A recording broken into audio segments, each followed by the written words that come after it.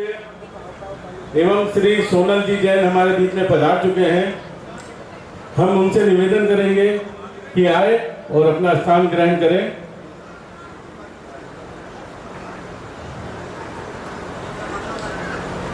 सभी कवियों के सम्मान में एक बार खड़े होकर सभी भारत माता का नारा लगाएंगे। सभी खड़े होकर लगाएं, भारत माता की, भारत माता की, भारत माता की, वंदे वंदे वंदे। और आज ट्रैफिक की वजह से पहले ही प्रोग्राम बहुत लेट हो गया है। अब हम ज्यादा लेट न करते हुए मैं निवेदन करना चाहता हूं हमारे अध्यक्ष श्री किशन जी भाई साहब, महामंत्री श्री विशाल जी पटेल, महामंत्री श्री विशाल जी पटेल, कोषाध्यक्ष श्री राजेश जी केजरीवाल, संगठन मंत्री श्री सचिन जी सिंगला एवं दुर्गा पूजा समिति दीपक जी पंका से निवेदन करूंगा आए और दीप प्रज्वलन का कार्य शुरू करें। चप्पल एक बार सभी साइड में निकाल दें दीप प्रज्वलन के लिए। सभी कविगण महोदय से निवेदन करूंगा कि आप आए और इस कार्यक्रम की शुरुआत से पहले दीप प्रज्वलन करें। अशोक जी आप देखिए।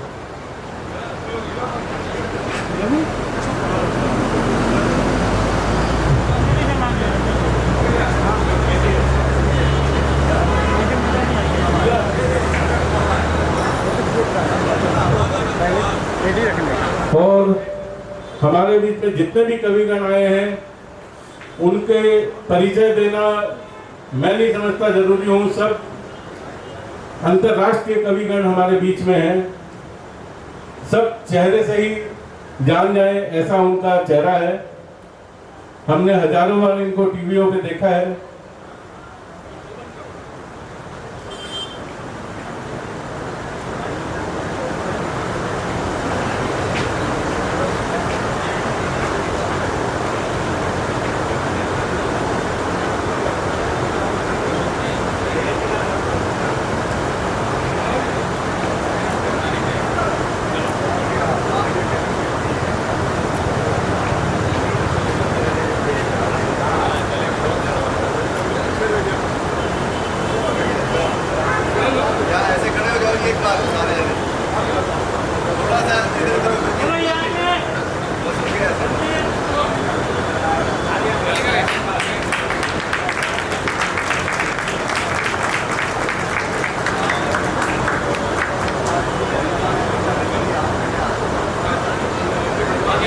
सभी से निवेदन करूंगा अपना अपना स्थान ग्रहण करें। कार्यकारिणी कमेटी के मेंबर भी अपना स्थान ग्रहण करें।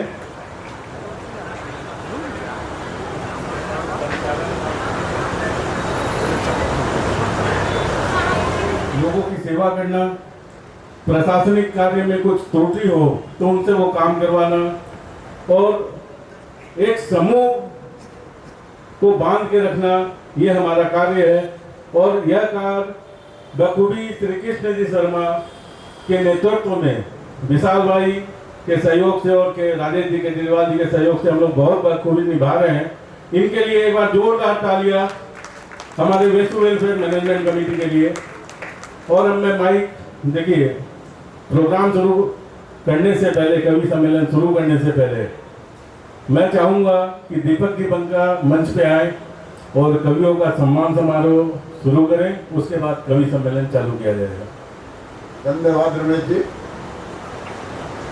स्वागत के क्रम में मैं सबसे पहले बुलाना चाहूंगा अरुण जी जैन जी, जो हमारे हास्य रस के जाने माने कवि हैं। उनका स्वागत करने के लिए श्री किशन जी शर्मा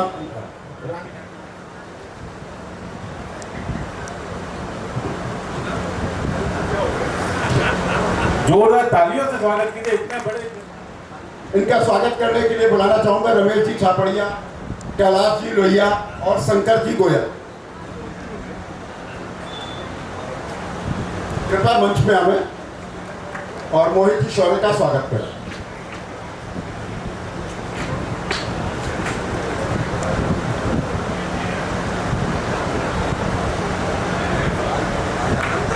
नरसिंह भवानी जी।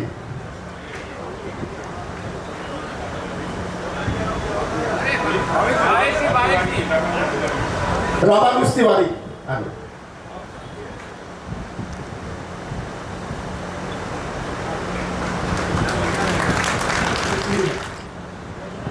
इनके स्वागत के लिए मैं बुलाना चाहूंगा श्रीमती संगीता जी शर्मा, श्रीमती निधि बंका, विशाखा जी केजरीवाल, दिव्या छापड़िया और पूनम जी सिंगला। कृपया मंच पे आने और सोनल जी का स्वागत कर रही है, अपने सूरत की बहू है।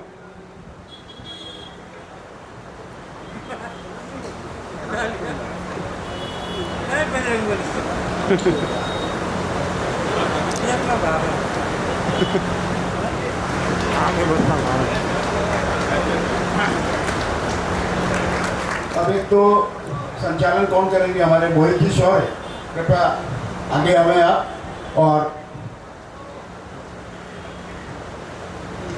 दूसरा आगे का मन संचालन का काम संभालेंगे हमारे वेसु वेलफेयर एसोसिएशन के पूर्व सचिव श्री रमेश जी छापड़िया। आप अपनी जिम्मेदारी संभालें, मुझे मुक्त करें। धन्यवाद। धन्यवाद। मन संचालन तो मोहित जी शौर्य कर रहे हैं, तो मेरा कोई काम ही नहीं है। एक बार रामानुज तिवारी जी प्लीज, यदि आप एक बार स्टेज पे आ जाएं। अशोक जी एक बार ये सोफा थोड़ा सा ऐसे कर दीजिए। मोहित जी यहाँ पे। सारी दुनिया अपनी हो जाती है, बस एक उसकी मेहरबानी चाहिए। परमपिता परमेश्वर, देवों के देव महादेव और ज्ञान की देवी माँ सरस्वती को नमन करता हूँ। माइक वाले भैया से निवेदन करता हूँ, थोड़ा वॉल्यूम और बढ़ाया जाए, थोड़ा सा बेस और दिया जाए। मैक्सिमम जहाँ तक वॉल्यूम आपका हो सके, आवाज़ दूर तक जाए। काफ़ी गले सभी कवियों के थके हैं। हाँ, थोड़ा सा बेस। हाँ, अब सभी की पावन उपस्थिति को प्रणाम करता हूँ। पीछे तक जो लोग बैठे हैं, कुछ लोग आने की प्रक्रिया में हैं। इधर कुछ सोफे अभी खाली हैं। मेरा आयोजक मंडली से निवेदन है, अगर संभव हो तो इन सोफों को भी आप शीघ्र से शीघ्र भरवा दें, ताकि हम सभी लोग मन से आप तक जुड़ जाएं। पूरी आयोजक मंडली को बहुत साधुवाद देता हूं, बहुत आभार सभी लोगों का, जितने भी लोग यहाँ बैठे हैं। आदरणीय कृष्णलाल शर्मा जी, दीपक बंका जी और पूरी टीम को बहुत साधुवाद। हमारे बड़े भाई राजेश भारकुला जी हमारे बीच में उपस्थित हैं, आपको बहुत प्रणाम करता हूं। बंधुओं, जो लोग सामने बैठे हैं, हो सकता है कुछ लोग ऐसे हों जो पहली बार किसी कवि सम्मेलन में आए हों। उनके लिए पहला अनुभव हो, हालांकि आप सभी लोग लगातार सुन चुके होंगे। अरुण जैमिनी जी को लगातार आपने टीवी से देखा होगा, कपिल शर्मा के शो से देखा होगा, बहुत सारे चैनल से आपने उन्हें देखा होगा। पहली बार हो सकता है कि कुछ लोग जो युवा बच्चे हों वो उनको सुनने के लिए आए हों। लेकिन एक बात आपसे निवेदन कर रहा हूँ, एक बात आपसे गारंटी के साथ मैं बोल रहा हूँ कि 3 घंटे की पिक्चर देख करके आप 300-500 रुपए खर्च करके आते हैं, उसके बाद भी कई बार नाक मुंह चढ़ा के थिएटर से निकलते हैं। लेकिन आपका संचालक इस बात की गारंटी आपको पहले दे रहा है कि जब आप इस कवि सम्मेलन को सुनकर के आपने घर जाएंगे तो कई दिनों तक आपका मन करेगा कि काश ये कल भी कवि सम्मेलन होता रहे, ये 2 दिन बाद फिर से हो जाए। ये कविता की ताकत है। किसी ने कहा कि कविता क्यों जरूरी है, कवि सम्मेलन क्यों जरूरी है? मोरे यार बबूले थे, वो कविता थी जिसको गाकर सेनानी फांसी झूले थे, वो कविता थी। कुछ लोगों के हाथ उठे, मैं आवाज देता हूं, आप सभी लोग एक बार इस यज्ञ में सम्मिलित हो जाना, तो आपके मन तक हम लोग उतरने का प्रयास करेंगे कि वो कविता थी जिसने गौरी को शब्द बाण से मारा था, वो कविता थी जिसने दिनकर के स्वर में हुंकारा था, वो कविता है जो मानस बनकर घर घर गाई जाती है, वो कविता है जिसको गाकर आरती सजाई जाती है, वो वंदे मातरम कविता थी सब गोरे यार बबूले थे, वो कविता थी जिसको गाकर सेनानी फांसी झूले थे। मंदिर में जाकर गाओ कविता भजन बन जाती है, दरबारों में जाकर गाओ कविता चारण बन जाती है, रंगों के बीच अगर गाओ कविता होरी बन जाती है, माँ का स्वर मिल जाता है कविता लोरी बन जाती है, माँ का स्वर मिल जाता है कविता लोरी बन जाती है। और मत पूछो कविता की उड़ान, ये स्वाभिमान बन जाती है। एक पंक्ति में कविता का स्वाभिमान पढ़ रहा हूं, जितने लोग यहां से पीछे तक बैठे एक एक हाथ आकाश में कविता के सम्मान में उठे कि मत पूछो कविता की उड़ान, ये स्वाभिमान बन जाती है। वो कविता है जो 1.25 अरब का राष्ट्रगान बन जाती है, वो कविता है जो 1.25 अरब का राष्ट्रगान बन जाती है। ये देश कहीं ना सो जाए रातों को जागा करते हैं, इसकी खुशहाली की खातिर हम मन्नत मांगा करते हैं। ये सूर कबीरा मीरा के वंशज जिनका वंदन करिए, दोनों हाथ उठा करके कवियों का अभिनंदन करिए, दोनों हाथ उठा करके। कवियों का अभिनंदन करिए। आपको बहुत प्रणाम करता हूँ और एक बात और आपसे कहना चाहता हूँ, पिछले 7-8 रातों से हम लोग सोए नहीं है।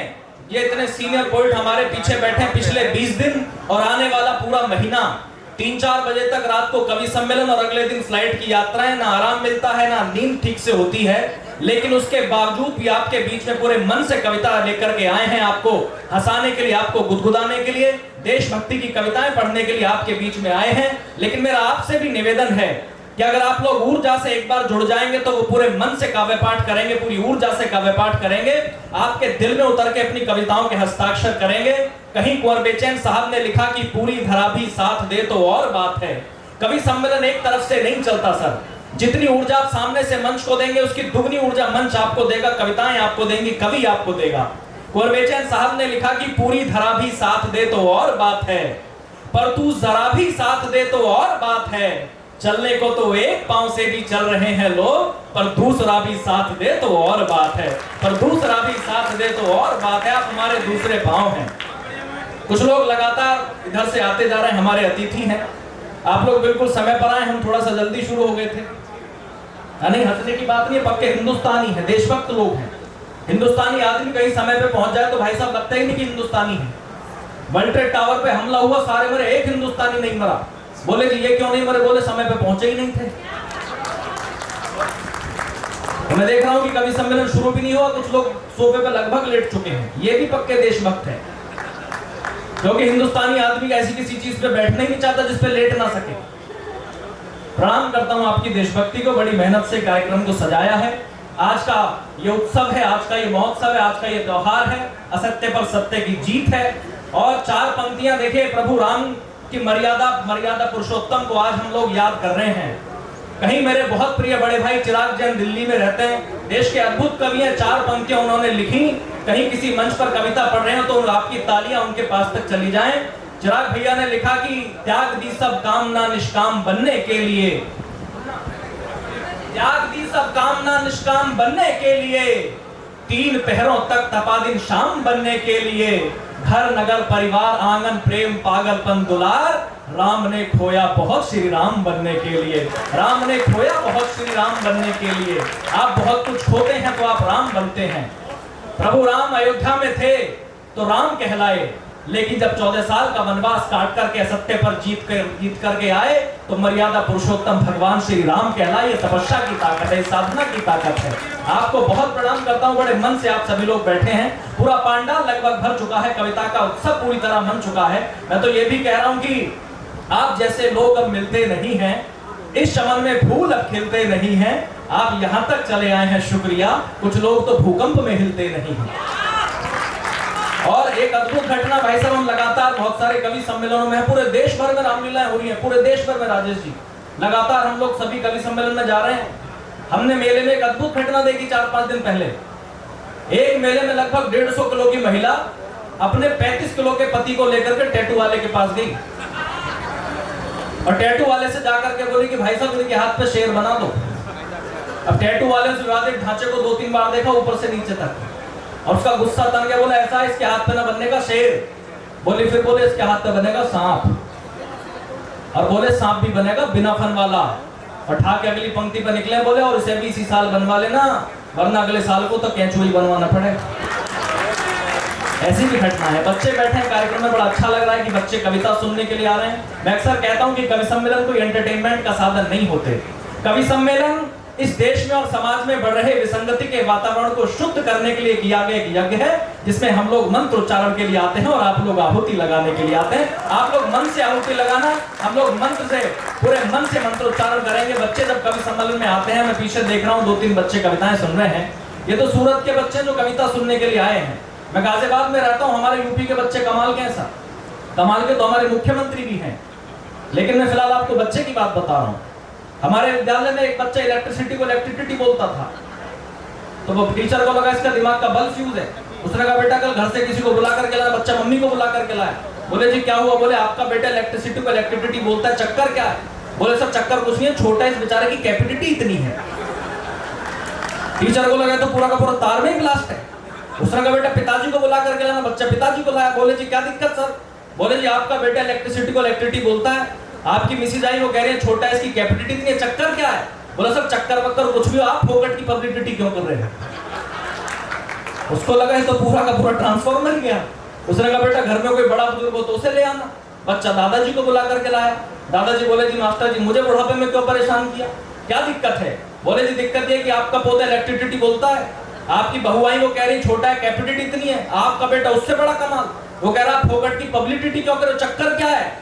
बाबूजी बोले मास्टर जी चक्कर वक्कर मुझे सब कुछ पता है, दरअसल ये सारे के सारे अनपढ़ जाहिल गवार हैं, इन्होंने आज तक यूनिवर्सिटी का मुंह ही नहीं देखा। ऐसी भी घटनाएं होती हैं। एक बच्चे का रिजल्ट आना था, पिताजी ने कहा फेल हो जाए तो मुझे अपना बाप मत कह दियो। ये वाला एक बच्चे का रिजल्ट आना, पिताजी ने कहा मुझे पता है तेरा क्या होगा, मुझे पता तेरी, लेकिन कल घर पे गेस्ट आ रहे हैं तो कोड वर्ड में बात करेंगे। अगर एक सब्जेक्ट में फेल हो जाए तो आके कहना जय श्री राम, मैं समझ जाऊंगा तू एक में गया। 2 में फेल हो जाए तो कहना राधे श्याम, मैं समझ जाऊंगा 2 में गया। 3 में फेल हो जाए तो कहना ब्रह्मा विष्णु महेश, मैं समझ जाऊंगा 3 में गया। बच्चा सूरत का था, होनहार, बड़ा कमाल। रिजल्ट लेके घर पहुंचा, देखा सामने पिताजी बैठे हैं, बहुत सारे उनके वीआईपी मित्र बैठे हैं। पिताजी ने दूर से इशारे में पूछा हाँ भाई? बोला पिताजी बोल साचे दरबार की। अभी भी कुछ हाथ नहीं खुले। मेरी आपसे शिकायत है, देखिए मैं दरअसल इसलिए इतना बोल रहा हूं क्योंकि मुझे आने वाले कवि को मैं तब तक नहीं बुलाऊंगा जब तक आप सभी लोगों की ऊर्जा मंच तक नहीं आएगी। मन से आप लोग जुड़ेंगे। जो लोग तालियां बजा रहे हैं बहुत अच्छे लोग हैं, वाकई बड़े निर्धन लोग हैं। मैं कवि सम्मेलन में था, वहां मैंने कविता पढ़ी, सभी ने ताली बजाई, एक व्यक्ति ने नहीं बजाई। मैंने कहा भाई साहब सबने बजाई, आपने क्यों नहीं बजाई? बोले मैं अमीर आदमी हूं, मैंने ताली बजाने के लिए आदमी रखे हैं। इसने हीरामणि ने चुटकुला पढ़ा, सब यहां से पट्टा नहीं हंसा। मैंने कहा भाई साहब आप क्यों नहीं हंसे? बोले अमीर आदमी हूं, हंसने के लिए 2-3 आदमी रखे हैं। अब अरुण तो कविता पढ़ के गए तो सभी ने स्टैंडिंग ओवेशन दिया, लोग खड़े हो गए, वो पट्टा खड़ा भी नहीं हुआ। मैंने कहा भाई साहब आप तो खड़े भी नहीं हुए। बोला अमीर आदमी हूं, खड़े होने के लिए भी 2-3 आदमी रखे हैं। एक दिन मिल गया घूमता हुआ, हाथ में सफेद रुमाल बंधा हुआ था। मैंने कहा भाई साहब ये घटना कैसे हो गई? बोले मेरी शादी हो गई है। मैंने कहा शादी हो गई तो आप भाभी जी के साथ हनीमून पे नहीं गए? बोला अमीर आदमी हूं। कुछ लोगों के अगले साल समझ में आएगी। मैं जैसे बाहर आया तो 2-4 लोग देख के हंसने लगे। मैंने क्या हुआ, जोकर लग रहा हूं क्या? बोले नहीं, पिछले साल जो बोल के गया था वो अब समझ में आएगी। तो यही समझे, यही तालियां बजाए। एक बार जोरदार तालियां आगे से पीछे तक आप लोग उठा दें तो कवि सम्मेलन शुरू किया जाए। पूरी आयोजक मंडली को पुनः बहुत साधुवाद, बहुत आभार। आप लोग इसी मन से जुड़ना। आपने शाम सजाई है, अपने महापुरुषों को आप याद कर रहे हैं, अपने इष्ट को आप लोग याद कर रहे हैं। कहीं राणा साहब ने लिखा कि नए घर में चीजें पुरानी कौन रखता है, अब परिंदों के लिए कुंडों में पानी कौन रखता है, ये तो आप हैं जो थामे हैं गिरती हुई दीवारें, वरना सलीके से बुजुर्गों की निशानी कौन रखता है। आपको बहुत प्रणाम करता हूं। आएगा एक बहुत छोटा सा परिचय मैं सभी कवियों का आपके बीच में करा देता हूं, उसके बाद वो अपनी कविताओं से आपके दिनों पे अपने परिचय के हस्ताक्षर करके जाएंगे। आप बाएं से जिस कवि को देखते हैं, देखिए कहते हैं कि सूरत हीरे को तराशने वाला शहर है, और जिस कवि को आज आपने छत्तीसगढ़ से, कोरबा से बुलाया है, बहुत लंबी यात्रा करके वो हमारे बीच में आया है, उसका नाम होता है हीरामणि वैष्णव। देश का वो युवा कवि जो लोगों का स्ट्रेस दूर करने का काम करता है, जो हास्य की कविताओं से आपके दिल में उतरने का काम करता है, उसका नाम हीरामणि है। और वो आज वो हीरे को तरसने वाले शहर में है। तो मैं चाहता हूं कि सूरत एक बार उस हीरे को आज तराशने का काम करे, ताकि पूरे देश में वो अपने हास्य की खुशबू को लहरा सके। ऐसा बहुत प्रिय भाई हमारा हीरामणि वैष्णव इस मंच पर है।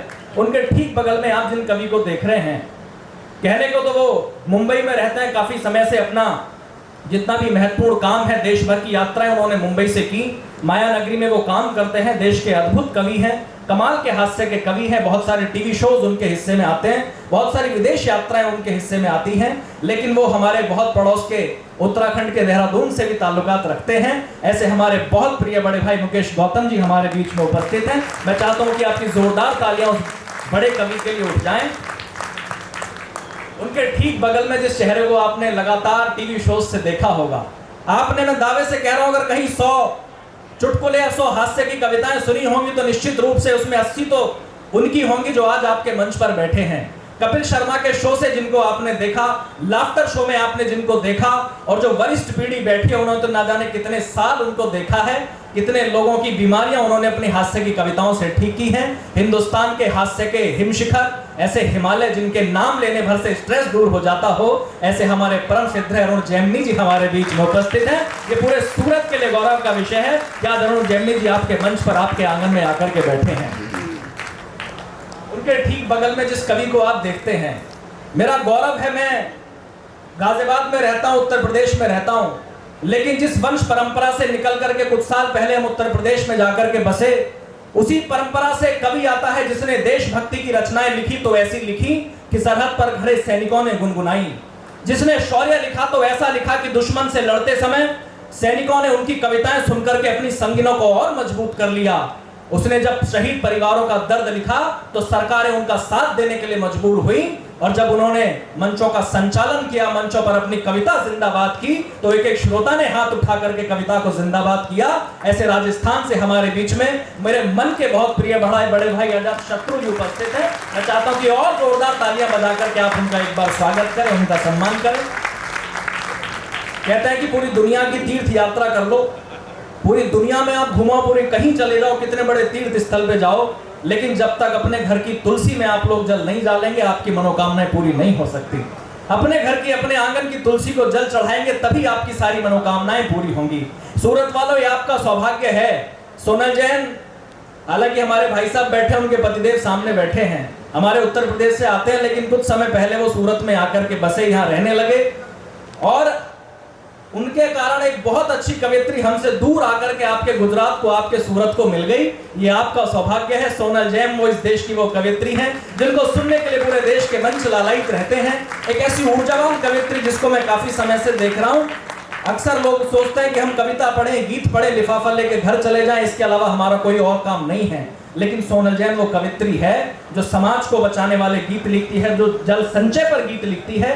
गुजरात सरकार जिस गीत को पूरे देश भर में पहुंचाती है, वो गीत सोनल जैन की कलम से निकलता है। ये सूरत के लिए गौरव का विषय है। कमाल की कवित्री है, लगातार सोचते हैं कि साहित्य को कैसे बढ़ाया जाए। बहुत सारे कार्यक्रम वो सूरत में और अलग अलग जगह कराती रहती हैं। मैं उनको बहुत प्रणाम करता हूँ। और मेरा नाम मोहित शौर्य है। आप लोगों का मन करे तो मैं भी कुछ टूटा फूटा लिखने की कोशिश करता हूं। आप लोग चाहें तो मेरे लिए भी 2-4 तालियां बजा सकते हैं। आएगा बंधुओं, इस कवि सम्मेलन का मंगल कलश हम लोग रखना चाहते हैं। हमारे अतिथि अभी भी लगातार हमारे बीच में हैं। भाई साहब, ऐसे ही आप लोग आते रहिए, कुर्सियां भरती रहें। आएगा, हम सनातन संस्कृति को मानने वाले लोग कोई भी कार्यक्रम शुरू करें, कोई भी साहित्यिक या धार्मिक अनुष्ठान करते हैं तो सबसे पहले परमपिता परमेश्वर को याद करते हैं, माँ सरस्वती की आराधना करते हैं, माँ सरस्वती की वंदना करते हैं। मैं इस महत्वपूर्ण काम के लिए, माँ सरस्वती की वंदना करने के लिए, उनकी आराधना करने के लिए माँ सरस्वती की सबसे प्यारी बेटी को आपके बीच में बुलाना चाहता हूं और उनसे निवेदन करता हूं कि वो माँ शारदा की वंदना करके हमें अनुमति दे कि हम इस कवि सम्मेलन का शुभारंभ कर सके, पहली आहुति इस कार्यक्रम में लगा सके। एक बार जोरदार तालियां बजा करके आप सोनल जैन जी को आमंत्रित करें, वो पूरे मन से माँ की वंदना करके हमें सूचित कर दे कि कवि सम्मेलन प्रारंभ होता है। और उनसे निवेदन है कि आज का जो दिन है वो बहुत पावन है। वो राम वंदना का एक छंद, एक बंद भी जरूर इस माइक से पढ़ दें, लेकिन जब तक आप जोरदार तालियां नहीं बजाओगे मैं उन्हें माइक नहीं दूंगा। पीछे तक एक बार आकाश भर हाथ उठा करके तालियां बजा करके सूचित करें कि आप लोग कविता सुनने के लिए तैयार हैं। जाई गई कविता कि हास परिहास रहे, कोई ना उदास रहे, इसलिए उर उपजाई गई कविता। हुस्न के रिसालों में गई है नहलाई और गजरे के फूलों से सजाई गई कविता। कि विरह की जिरह सुनी नहीं किसी ने तब, आंसुओं की आग में तपाई गई कविता। कि विरह की जिरह सुनी नहीं किसी ने तब, आंसुओं की आग में तपाई गई कविता। और जगत की पीर से कबीर हो उठा धीर, मुक्त कंठ होकर सुनाई गई कविता। उसी काव्य जगत से मैं कवित्री सोनल जैन आप सभी का स्वागत करती हूँ, अभिनंदन करती हूँ। मंच से आदेश हुआ है माँ शारदा की वंदना का, प्रभु श्री राम की वंदना का, तो मैं चाहती हूँ आप सभी मुझे तालियों से आदेशित कीजिए कि मैं आराधना प्रारंभ करूँ। स्वागत है।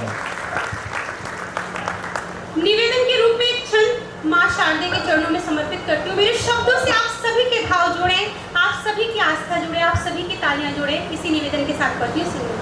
मंच का भी ध्यान करें। स्वागत। कि वरप्रदा महाभुजा वैष्णवी है शारदे माँ, कर जोड़ के खड़ी हूँ नमन स्वीकारिए।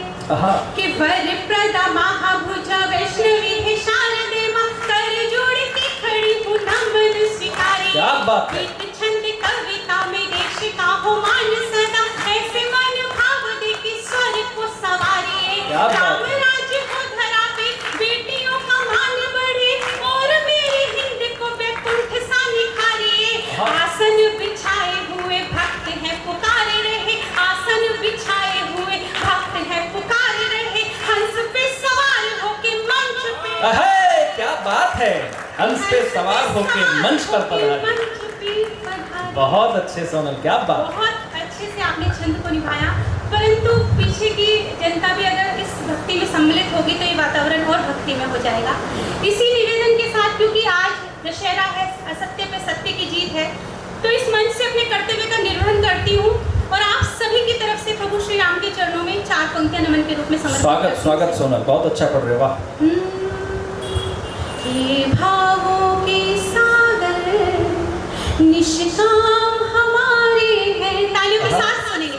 ये भावों के सागर निष्काम हमारे हैं, सब तीर्थ हमारे हैं, सब धाम हमारे हैं। क्या बात है। सब तीर्थ हमारे हैं, सब धाम हमारे हैं। क्या बात। जो पुण्य धरोहर हाँ। है इस सत्य सनातन के। क्या बात है। जो पुण्य धरोहर है इस सत्य सनातन के, हम गर्व से कहते हैं श्री राम हमारे अहे क्या बात है। गर्व से कह, मेरे साथ बोलेंगे, हम राम हमारे गर्व हैं। से कहते हैं क्या बात। श्री राम हमारे हैं, हम गर्व से कहते हैं श्री राम हमारे हैं। क्या बात है।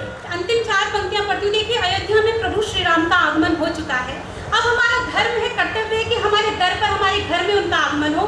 तो इस मंच से आपके शहर की बेटी एक मनोभाव देती है, मन तक पहुंचे तो तालियों से सूचित कीजिएगा कि जो पिता के वचनों को कर्तव्य सधारेंगे, वाह। जो पिता के वचनों को कर्तव्य सधारेंगे, माँ के चरणों की रज से भाग्य संवारेंगे।